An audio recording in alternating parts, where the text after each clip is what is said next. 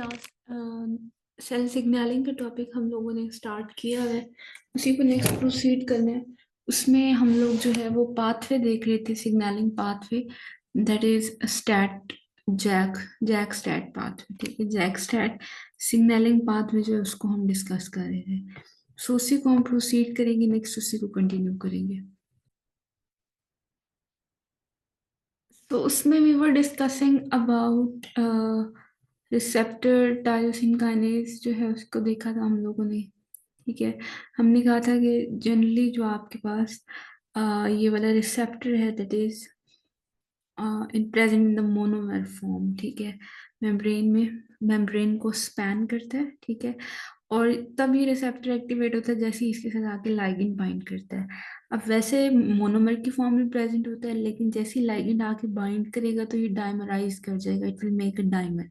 ठीक है, और उसके बाद फास्फोरिलेशन होती है टायरोसिन की, क्योंकि टायरोसिन काइनेज है। तो काइनेज बेसिकली वो वाले एंजाइम्स हैं, that is the category of enzyme जो कि फास्फोराइलेट करे किसी भी अदर सब्सटेंस को। तो यहाँ पे टायरोसिन नेम इंडिकेट करे कि दिस ग्रुप ऑफ काइनेज जो है वो टायरोसिन को फास्फोराइलेट कर रहा है।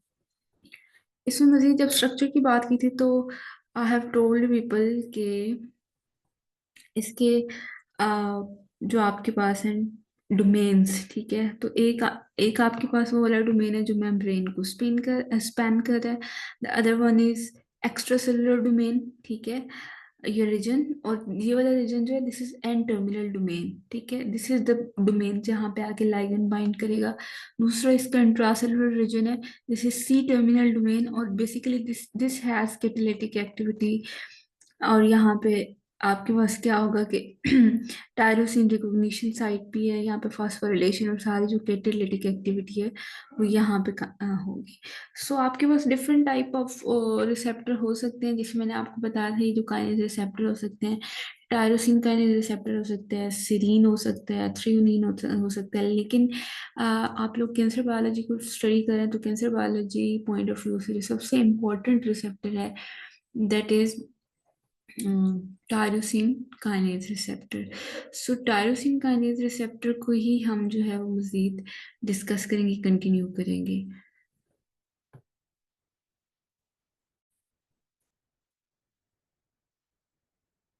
सो जैक जो है उसको हमने थोड़ा बहुत कल डिस्कस कर लिया था, स्टैट की तरफ हम जा रहे थे। सो स्टैट बेसिकली इसमें जो एस है stands for signal, T stands for transducer, A stands for activator, and again T stands for transcription factor. ठीक है, हम लोग जो स्टैट जिसको मेनली देखेंगे अपने सिलेक्शन में, दैट इज स्टैट थ्री। ठीक है, that is signal transducer and activator of transcription three. इसकी डिफरेंट फैमिलीज हैं, STAT one two three, STAT four five, five A and B and six, total seven families हैं आपके पास इसके बाद। ठीक है, this is very important signalling pathway inflammation point of view से और कैंसर पॉइंट ऑफ व्यू से। ठीक है, इसमें जो ट्रांसक्रिप्शन है बेसिकली आपके पास that is a transcription factor जो स्टैट है, this is a protein that is transcription factor, it regulates the transcription of genes. ठीक है, अब इसमें डिफरेंट रिसेप्टर्स इंक्लूड होते हैं स्टैट पाथवे में। उसमें जो सबसे इम्पोर्टेंट आपके पास है that is receptor tyrosine kinase. ठीक है, ग्रोथ फैक्टर रिसेप्टर भी इंक्लूड हो सकते हैं, साइटोकाइन रिसेप्टर भी इंक्लूड हो सकते हैं। तो आपके पास receptor tyrosine kinase that is single membrane receptor, this is important. जब भी आगे लाइगेंड बाइंड करेगा, लाइगेंड कोई भी हो सकता है, लाइक इंटरल्यूकिन 6 हो गया, या फिर कोई ना कोई और साइटोकाइन हो गया, या कोई ग्रोथ फैक्टर है, when it will bind to the receptor tyrosine kinase तो it will get activated। ठीक है, अब इसमें आपके पास बेसिकली होता क्या है, इसको जो प्रोटीन टायरोसिन काइनेज बेसिकली ये क्या करते हैं, फास्फोराइलेट। ठीक है, किसको, टायरोसिन को फास्फोरिलेट करेगा। सो मैंने आपको पहले भी बताया कि kinase is the category of enzyme which are responsible for transfer of phosphate from ATP, अब इस केस में टू टायरोसिन। ठीक है, सो मेजर आपके पास जो है इसकी दो कैटेगरीज हैं, ये जो टायरोसिन काइनेजेस है। दो कैटेगरीज हैं, एक आपके पास रिसेप्टर टायरोसिन काइनेज होता है और दूसरा नॉन रिसेप्टर टायरोसिन काइनेज होता है। रिसेप्टर टायरोसिन काइनेज आपके पास क्या है, it has ability to phosphorylate, एक तो, secondly it has a binding capacity with ligand also, ठीक है। This is the most important receptor in cancer. Second आपके पास है नॉन रिसेप्टर टायरोसिन काइनेज। इसमें आपके पास क्या है कि it is not working as receptor, ठीक है। It is able to form, it is able to transfer phosphate to tyrosine residue, लेकिन लिगेंड जो इसके साथ आके बाइंड नहीं कर सकता। जिस तरह जैक 2 है, जैक 2 आपके पास नॉन रिसेप्टर में आ जाता है, ठीक है। अब जैक 2 जो है it is able to transfer, ठीक है, फॉस्फेट, लेकिन ये क्या कर सकता है, ये आपके पास जो है वो बाइंड, ये लिगेंड के साथ बाइंड नहीं करेगा, ठीक है। सो आरटी की और एनआरटी के, एनआरटी के stand for non receptor tyrosine kinase, ठीक है जी। उसमें आप लोगों को मैंने बताया हुआ है कि जो लिगेंड है वो बाइंड करता है आरटीके के साथ, that is receptor tyrosine kinase, ठीक है। सो जनरली आपके पास वो जो जैक 2 है, मैंने उसका बताया था कि जैक 2 का जो है वो रिसेप्टर जो टायरोसिन काइनेज है वहां तक कुछ जा रहा होता है, और that is activated by receptor tyrosine kinase by phosphorylation of tyrosine residues of JAK 2, ठीक है, बाय एटीपी, एटीपी जो उसकी फॉस्फोराइलेशन करता है। अब वो जो आपके पास जैक 2 है वो क्या करता है, वो अब हाइड्रोलाइज करेगा एटीपी को, and that will give phosphate to the STAT 3, ठीक है। अपना वो एटीपी नहीं देगा, वो वो किसी और एटीपी को पकड़ेगा जैक 2, ठीक है, सेल के अंदर से, उसको हाइड्रोलाइज करेगा और फॉस्फेट जो है वो स्टैट को देगा। अब अल्टीमेटली उसको फॉस्फोरिलेट, स्टैट को फॉस्फोरिलेट करने वाला कौन है, जैक है, ठीक है। इसको जो है वो प्रोसीजर नेक्स्ट में आप दिखाती जाती हूँ साथ। Structure this N terminal domain, ठीक है, स्टैट का, that helps in the dimer formation, ठीक है।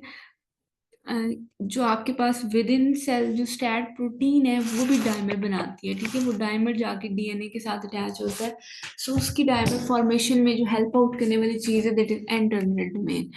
फिर इसका एक क्वाइल्ड डोमेन आ जाता है, दिस वन, ठीक है। दिस इज डायमराइजेशन टैग, ठीक है, कि यहाँ से डायमराइजेशन हो जानी होनी है, और that contains nuclear localising signal. अब न्यूक्लियर लोकलाइजिंग सिग्नल जो है that will help it to enter the nucleus. वो जो डायमर बना है उसने न्यूक्लियस के अंदर जाके जीन्स की ट्रांसक्रिप्शन को रेगुलेट करना है, that is a transcription factor, तो उसे जाके ट्रांसक्रिप्शन को रेगुलेट करना है। सो एनएलएस जो है that is nuclear localizing center of this tag, that will help it to enter the nucleus, ठीक है। फिर एक रीजन इसका जो है दैट इज डीएनए बाइंडिंग, ठीक है, जो कि उस डीएनए की स्पेसिफिक सीक्वेंस जिसकी ट्रांसक्रिप्शन को रेगुलेट करना है उसके साथ जाके बाइंड करेगा। फिर इसका एक और इम्पोर्टेंट डोमेन है SH2 लिंकर डोमेन। अब this is the domain that helps the protein dock at the phosphorylated tyrosine kinase. अभी आप लोग आगे मैकेनिज्म में देखेंगे कि ये जो स्टैट था ये जाके उस टायरोसिन रेसिड्यू के साथ जाके लगता है, ठीक है। तो वो जो डॉकिंग में हेल्प आउट कर रहा है this is the SH2 region domain, ठीक है। फिर सी टर्मिनल आपके पास आ जाता है that is responsible for gene expression, ठीक है। ये इसका स्ट्रक्चर है बेसिक।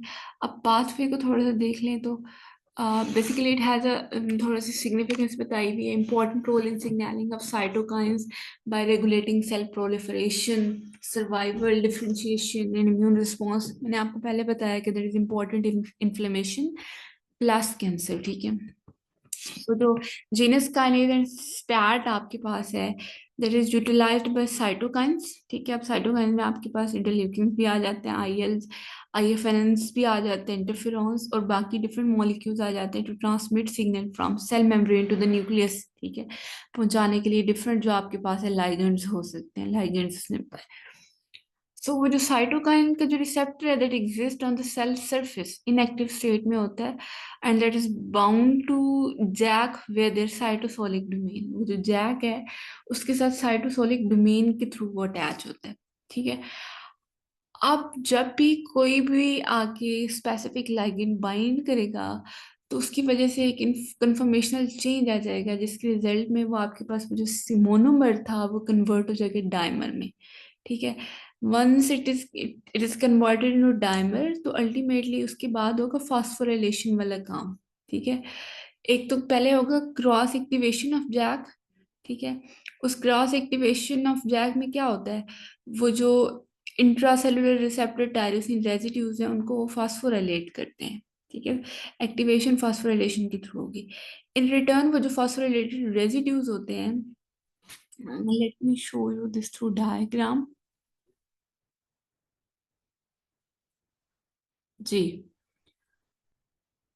ये आपके पास था, ये साइटोकाइन रिसेप्टर्स हैं। ठीक है, लाइगेंड ने भी बाइंड नहीं किया, जब एक दफा आगे लाइगेंड बाइंड करेगा वैसे ये मोनोमर की फॉर्म में प्रेजेंट है, ये जैक इसके साथ एसोसिएटेड है। लेकिन जैसे ही आगे इसके साथ लाइगेंड ने बाइंड किया, दैट इज अ साइटोकाइन, तो इसने फौरन से क्या किया, डायमराइज कर लिया, डायमराइजेशन। अब dimerization, once the dimerization happens, तो उसके बाद क्या होता है कि ये आपके पास this is tyrosine residue, JAK. ठीक है, अब ये जो आपके पास जैक है, ये यहाँ पे आपके पास क्रॉस फॉस्फोरिलेशन होगी। लाइक ये इसको फॉस्फोरिलेट करेगा, ये इसको फॉस्फोरिलेट करेगा। ठीक है, जब एक दफा वो आपके पास पूरे का पूरा वो जो जैक है वो फॉस्फोरिलेट हो चुका है, तो उसके बाद वो क्या करेगा, यहाँ पे आपके पास प्रेजेंट है टायरोसिन रेजिड्यू। ठीक है, टायरोसिन रेजिड्यू को जैक फॉस्फोरिलेट करेगा। जब फॉस्फोरिलेट हो जाएगा टायरोसिन, तो वो अट्रैक्ट करेगा स्टैट को, स्टैट वैसी सेल के अंदर था। ठीक है, अब वो स्टैट जो है ट्रांसक्रिप्शन फैक्टर, वो उसकी तरफ अट्रैक्ट हो जाएगा। और हमने स्ट्रक्चर में पढ़ा है कि कौन सी चीज स्टैट की कौन सा रीजन है जो कि डॉकिंग में हेल्प करता है। अब that is the SH2 domain, वो यहाँ पे जाके बाइंड करेगा। ठीक है, जब ये जाके यहाँ पे बाइंड करेगा, तो वो जो टायरोसिन रेजिड्यू था वो क्या करेगा, वो इसको फॉस्फोरिलेट कर देगा। ठीक है, अब देखें दो स्टैट यहाँ पे आके बाइंड हुए में, यहाँ पे स्टैट 1 है, स्टैट 2 है। इट वेरी स्टैट, दोनों एक जैसे भी हो सकते हैं, दो डिफरेंट भी हो सकते हैं। ठीक है, लेकिन अगर स्टैट 3 हैं तो वो होमोडाइमर बना देंगे, ये अब स्टैट 1 और स्टैट 2 है तो ये हेटेरोडाइमर बना देंगे। ठीक है, अब एक दफा जब आपके पास फॉस्फोरिलेशन हो चुकी है, the next step is dimerisation of STAT, STAT अब डायमर बना देगा। ठीक है, let me tell you this whole process again, कि आपके पास हुआ क्या है। सबसे पहले वो आपके पास हुआ है डायमराइजेशन ऑफ रिसेप्टर।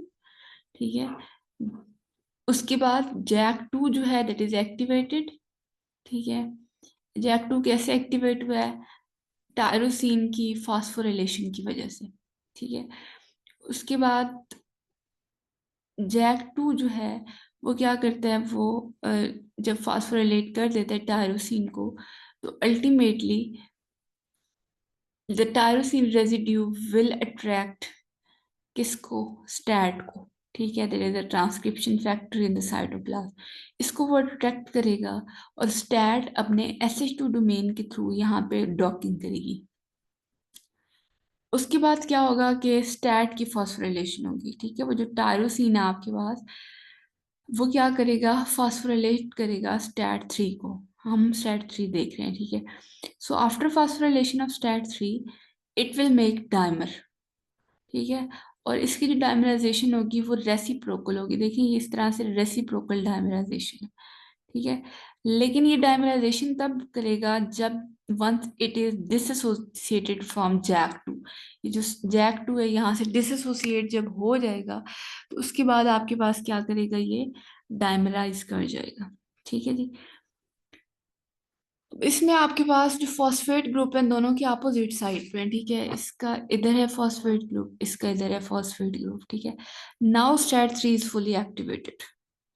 अब ये क्या करेगा, स्टैट 3 न्यूक्लियस में एंटर होगा और वहां पे ट्रांसक्रिप्शन ऑफ जीन्स को रेगुलेट करेगा according to the ligand attached, कि किस तरह का लाइगेंड अटैच हुआ था, कि उस हिसाब से उस जीन की ट्रांसक्रिप्शन जो है वो जाके क्या करेगा, उसको रेगुलेट करेगा। ठीक है। सो ये आपके पास ये जो कॉम्प्लेक्स बना है, that is transcription regulatory complex, ये डीएनए के उस रीजन के साथ जाके बाइंड करेगा जिस तरह का साइटोकाइन ऑर्डर लेके आया है, जो भी साइटोकाइन है उस हिसाब से। अब ये जो आपके पास डीएनए के रीजन होगा, that is cytokine responsive cis regulatory sequence, ठीक है। ये टारगेट जीन थी आपके पास, इसकी ट्रांसक्रिप्शन जो है वो रेगुलेट होगी, अब चेंज हो जाएगी आपके पास। I hope it is clear to you, ये जो आप लोगों का पाथवे था ये आप लोगों को अब समझ आ गई होगी।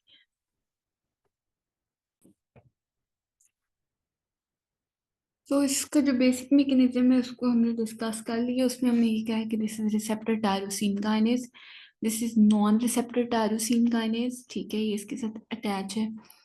और ये क्या करते हैं, ये एक दूसरे को फॉस्फोरिलेट करते हैं रिटर्न। आपके पास जो टायरोसिन रेजिड्यू है वो फॉस्फोरिलेट होता है एक तो, सेकेंडली जैक जो है वो स्टैट को फॉस्फोरिलेट करता है। और फिर जब फॉस्फोरिलेट हो जाता है तो जैक से वो डिसोसिएट होकर डायमर बना देता है, और वो डायमर जो है वो जाके अटैच हो जाता है जो भी रिस्पॉन्सिव एलिमेंट होता है विद इन डीएनए उसके साथ। ठीक है जी, this is the thing we have discussed right now. So आपके पास जब भी हम लोग बात करते होते हैं स्टैट सिग्नलिंग की, दैट इज स्ट्रिक्टली कंट्रोल्ड, ठीक है, बड़े स्ट्रिक्ट मैनर में इसको कंट्रोल किया जाता है। सो जब भी ये ओवर एक्सप्रेस्ड होता है तो आप उसको बोलते हैं कि कॉन्स्टिट्यूटिवली एक्टिवेट हो गया है। दो तरह की एक्टिवेशन होती है आपके पास, एक होती है इंड्यूसिबल, इंड्यूसिबल होती है जब लाइगेंड आएगा बाइंड करेगा तो तब वो एक्टिवेट होगा, ठीक है, जो लाइगेंड रिड्यूस करवाता है एक्टिवेशन। दूसरी होती है कॉन्स्टिट्यूटिव, कॉन्स्टिट्यूटिव होती है कि परमानेंट एक्टिवेशन हो गई है, ठीक है। सो जब भी स्टैट थ्री पाथवे जो है वो कॉन्स्टिट्यूटिवली एक्टिव होता है तो उसमें वो जो है ना, कैंसर में बड़ा उसका एक इम्पॉर्टेंट रोल आ जाता है। मेनली वो कैंसर जो है वो कॉज करता है, कैसे कि वो कैंसर सेल की सर्वाइवल को इंक्रीज करा देता है, प्रोलिफरेशन इंक्रीज करवा देता है, एंजियोजेनेसिस ज़्यादा करवाता है, ड्रग रेजिस्टेंस कैंसर सेल्स जो हैं उनको इंक्रीज करवा देता है, ठीक है। सो आपके पास ये जो सिग्नलिंग है इसको हमने देखा है, उसमें हम लोगों ने सारी चीज़ें डिस्कस कर ली है। मेन जो स्टैट थ्री की सिग्नल एक्टिवेशन है वो भी देख ली है। स्टैट थ्री की एक्टिवेशन का आपने याद रखना है कि वो टायरोसिन रेजिड्यू पे होती है, ठीक है, टायरोसिन रेजिड्यू पे जो है वो होता है, अच्छा साथ में जैक भी पाइंड है लेकिन टायरोसिन रेजिड्यू पे जो है वो उसकी एक्टिवेशन होती है। Clear, I hope this is clear. अब इसमें अब आपके पास कुछ पॉइंट्स हैं जो कि मैं आपको बताऊंगी, उनको थोड़ा बहुत आप लोग देख लेंगे उसकी रेगुलेशन के बारे में कि किस तरह से जो आपके पास जैक स्टैट पाथवे उसको रेगुलेट किस तरह से किया जाता है। सो बेसिकली हमने ये देखा था कि अगर जो स्टैट लाइगेंड आके बाइंड करता है, फॉर एग्जांपल ग्रोथ हार्मोन है, ठीक है, ग्रोथ फैक्टर है, तो ये ऐसी जीन एक्टिवेट करवा देगा जो कि ग्रोथ करवाएगी। अगर साइटोकाइन आके बाइंड करवाएगा तो बाइंड कर रहा है तो ऐसी जीन एक्टिव करवा देगा जो कि इन्फ्लेमेशन करवाएगी, ठीक है। तो अब उसमें अब आपके पास होता क्या है कि जिस तरह हम लोगों ने देखा था ड्यूरिंग कोविड, ठीक है, तो कोविड में एक हमारे पास बड़ा इंपॉर्टेंट फिनोमेना आ रहा था लंग फिब्रोसिस, ठीक है, जिसमें लंग टिश्यू जो है वो उसके जो सेल्स है वो रैपिडली डिवाइड कर रहे हैं। इस फिब्रोसिस को फिनोमेना को आप देखिएगा थोड़ा सा, तो उसमें वो जो फिब्रोसिस हो रही थी वो स्टैट थ्री करवा रहा था। स्टैट थ्री जो है वो जनरली क्या करवा रहा है, वो सेल नंबर इंक्रीज करवा रहा था, प्रोलिफरेट कर रहा था अल्टीमेटली, ठीक है। तो ये अब उसमें स्टैट थ्री की टारगेट करने वाली जो मेडिसिन थी वो दी जा रही थी, ठीक है, ताकि वो एक्सप्रेस कम हो। अब इसी तरह से जो आपके पास कैंसर सेल्स होते हैं उनके अंदर भी जैक टू स्टैट थ्री जो मैकेनिज्म है वो एक्टिवेट हो जाता है, ठीक है। बड़ा एक इंपॉर्टेंट इसका रोल आया, ऑलरेडी टोल्ड यू कि इसमें आ जाता है कैंसर में, ठीक है, क्योंकि कैंसर में जो है कैंसर सेल में स्टैट थ्री जो है that is constitutively active, permanently active है, म्यूटेशंस आई जा रही हैं, परमानेंटली एक्टिव है, सेल्स की प्रोलिफरेशन चल रही है। सो इसको इनएक्टिवेट कैसे करवाया जाता है, या अगर हम देखें कि किस तरह से रेगुलेट करवाया जाता है स्टैट थ्री को, ठीक है। सो स्टैट थ्री की जो रेगुलेशन है दो वेज में होती है, एक होती है positive regulation, The next one is negative regulation. We will get back to this mechanism again. थोड़ा सा मैं आपको ये चीज़ें दिखाऊंगी, उससे पहले हम रेगुलेशन। सो पॉजिटिव रेगुलेशन तो दैट इज सिंपल के उसमें क्या होता है कि स्टैट 3 जो इसको एक्टिवेट किया जाता है, ठीक है, लाइक स्टैट 3 जो इसको एक्टिवेट करना है that is positive regulation. RTK जो है वो इसमें इन्वॉल्व होता है, receptor tyrosine kinase. NRTK that is JAK 2 वो इन्वॉल्व हो सकता है, या फिर जो सार्क सार्क है दैट इज प्रोटोऑन्कोजीन वो इन्वॉल्व हो सकती है, ठीक है। उसका मैकेनिज्म बिल्कुल उसी तरह से जिस तरह जैक 2 का आपने पढ़ा है। तो ये जो चीजें हैं ये एक्टिवेट करवाती है, ये पॉजिटिवली रेगुलेट करवाती हैं। अगर आरटीके एक्टिवेट हो रहा है, एनआरटीके में भी जैक 2 या फिर सार्क जो है दैट इज अ प्रोटोऑन्कोजीन, ठीक है, वो जो है वो भी एक्ट कर सकती है एनआरटीके के तौर पे। ये अगर रेगुलेट हो रहे हैं तो स्टैट 3 पाथवे आपके पास, इसका मतलब है क्योंकि अगर ये एक्टिवेट है, ये फॉस्फोरिलेशन चल रही है, तो स्टैट 3 भी काम करेगा, ठीक है। तो ये पॉजिटिव रेगुलेशन होगी। अब जो इंपॉर्टेंट चीज है दैट इज नेगेटिव रेगुलेशन, के नेगेटिवली आप इसको कैसे रेगुलेट करते हैं, ठीक है।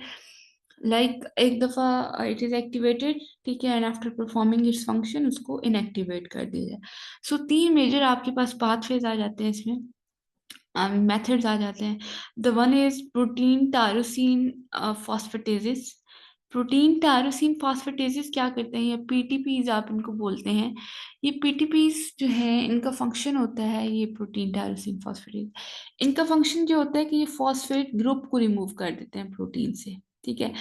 अब दैट टायरोसिन फॉस्फेटेजेस हैं तो इसका मतलब है ये प्रोटीन, ये वाली प्रोटीन्स हैं जो कि टायरोसिन से फॉस्फेट रिमूव करेंगे। अब जब देखिए रिसेप्टर से फॉस्फेट रिमूव हो रहा है, लाइक जैक 2 से अगर रिमूव हो रहा है या स्टैट, तो अल्टीमेटली आपके पास स्टैट 3 जो है उसकी भी फॉस्फोरिलेशन नहीं होगी, ठीक है।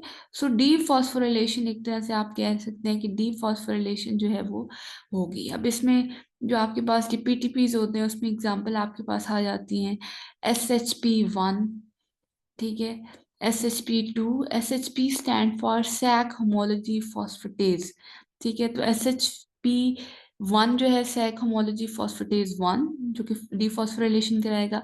SHP2 that is Src homology phosphatase 2 ये भी डिफॉस्फोरिलेशन कराएगा, ठीक है। सेकंड आपके पास जो आ जाती है नेगेटिव रेगुलेशन में दैट इज PIAS प्यास, ठीक है।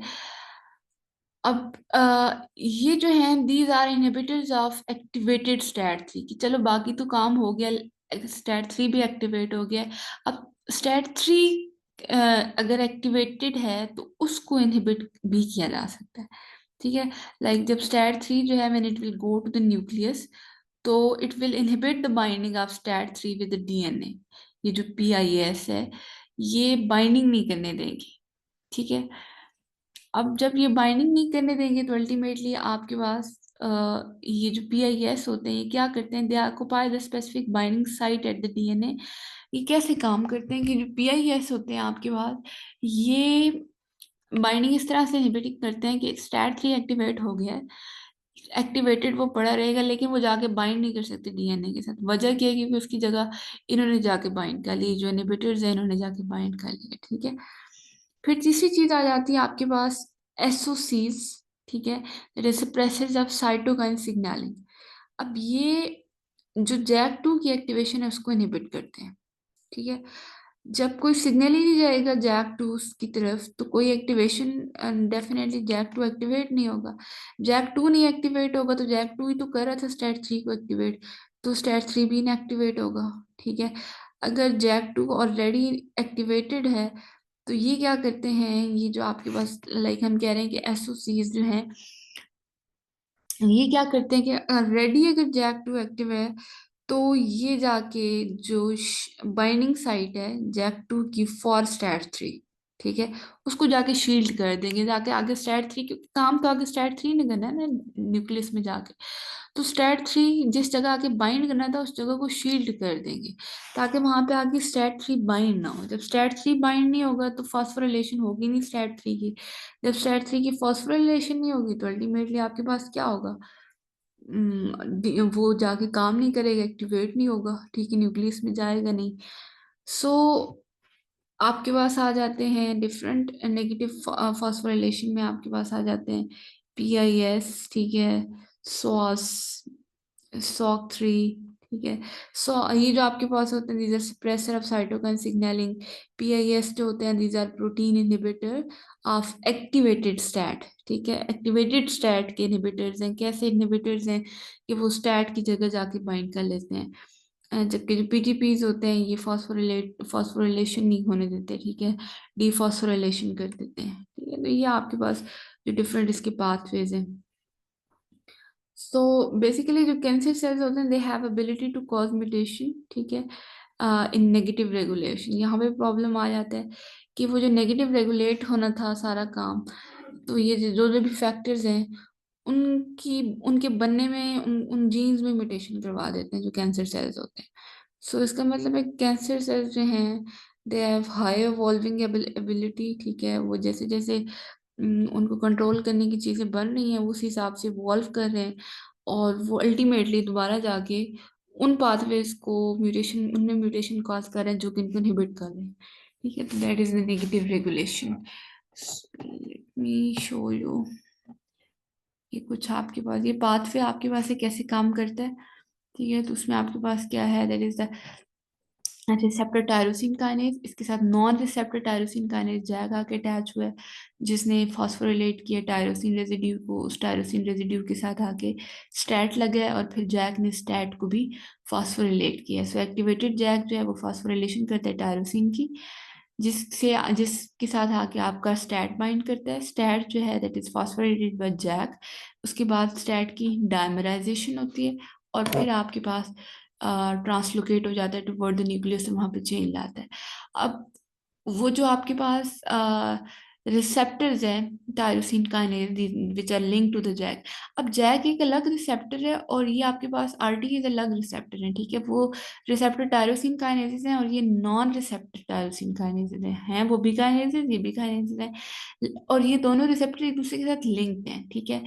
अब कौन कौन से रेगुलेटरी मॉलिक्यूल हो सकते हैं, भी IFN, ठीक है, इंटरफेरॉन गैमा हो सकता है, साइटोकाइन, ये मैक्रोफेजेस को एक्टिवेट करवाता है, ये देखिए सारे इन्फ्लेमेशन में काम चलेगा।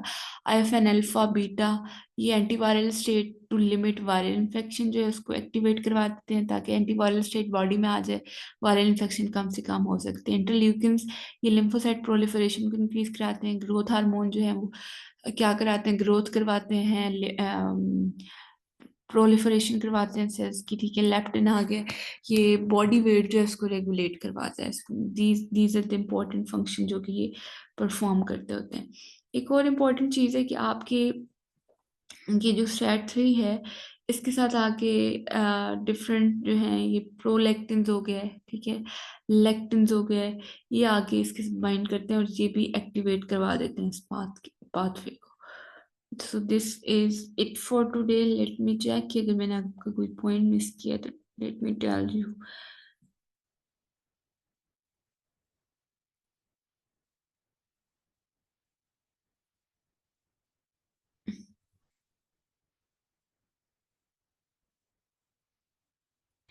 कोई जो चीज आपने याद रखनी है दैट इसके STAT3 कैंसर कॉज करवाता है, और STAT3 बिल्कुल उसके ऑपोजिट, STAT1 उसके बिल्कुल ऑपोजिट काम करता है। वो कैंसर ट्यूमर स्प्रेसर उसको बोलते हैं, वो ट्यूमर को स्प्रेस करता है, ठीक है।